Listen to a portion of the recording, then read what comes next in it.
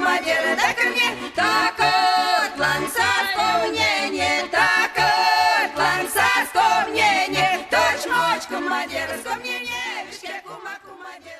Здравствуйте, дорогие друзья! И с вами снова я, Кристина. А помогать нам будет сказочный герой Куйгараш. Шумбрата да ялга! Сегодня мы с вами вновь отправимся в увлекательное путешествие по чудесной стране макшанского языка. Друзья, послушаем пословицы, которые я подготовил, и угадаем, о чем мы сегодня будем вести речь. То навнимать, йоть касты, но ложись, кирифтай. Ученье ум развивает, а лень притупляет. Вись, содамашиса, Сила в знаниях. килама луви, сялама содай. Кто много читает, тот много знает. Правильно, ребята, в этих пословицах заложена народная мудрость об учебе и знаниях, большую часть которых мы получаем в школе. Итак, на сегодняшнем занятии мы познакомимся с новыми словами и выражениями, которые связаны с темой «школаса» в школе.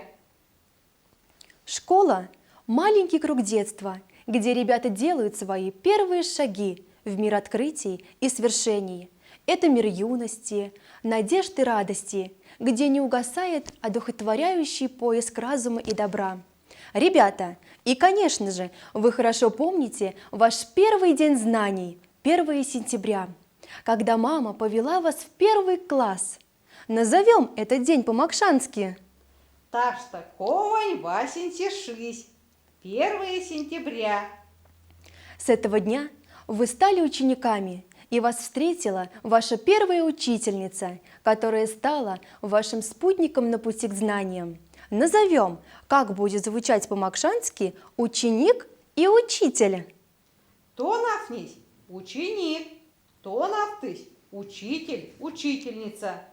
В школе ученики общаются, учатся, взрослеют.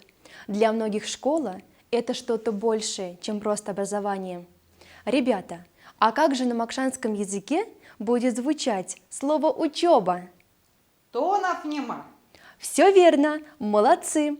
А какая самая главная книга первоклассника? Правильно, ребята, конечно же, это азбука. По этой книге мы учимся читать и писать. Азбука открывает нам окно в большой, загадочный и прекрасный мир, где мы узнаем много нового и интересного. Скажем вместе: азбука монь Васеньте то навнема пелезе. Азбука – мой первый учебник. Ребята, а какие еще умения, кроме чтения и письма, мы получаем в школе? Назовем эти слова, обозначающие действия по-макшански. То нафнимс – учиться, лувамс – читать, считать, сёрмадамс – писать, азандамс – рассказывать, рисовандамс – рисовать, архтамс – красить. Молодцы, ребята! А теперь с вами научимся составлять краткие предложения со словами по нашей сегодняшней теме «школаса» в школе. Мон то нафнян школаса. Я учусь в школе. Монтонов нян Васеньте класса. Я учусь в 1 классе. То нафнищ луви книга. Ученик читает книгу. Тонов не сёрмады. Ученик пишет. Кристина азанды йовкс. Кристина рассказывает сказку. Молодцы, ребята! Достаточно. В свободное время попробуйте самостоятельно составить предложение по образцам. А наш урок подошел к концу. Вспомним, что мы сегодня узнали нового, чему научились. Сегодня мы познакомились с новыми словами и выражениями по теме школаса.